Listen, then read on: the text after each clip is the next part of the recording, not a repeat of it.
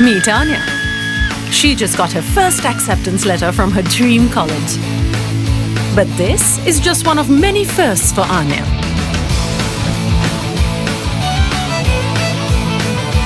Whoa, take it easy. I mean, unless you're gonna crush it at your first talent show.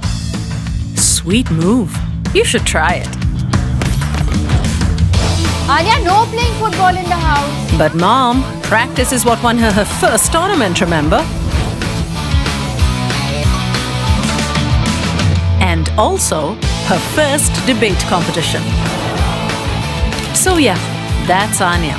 She just got her first college acceptance letter, and who knows what else her future holds. All success stories begin with a trail of firsts.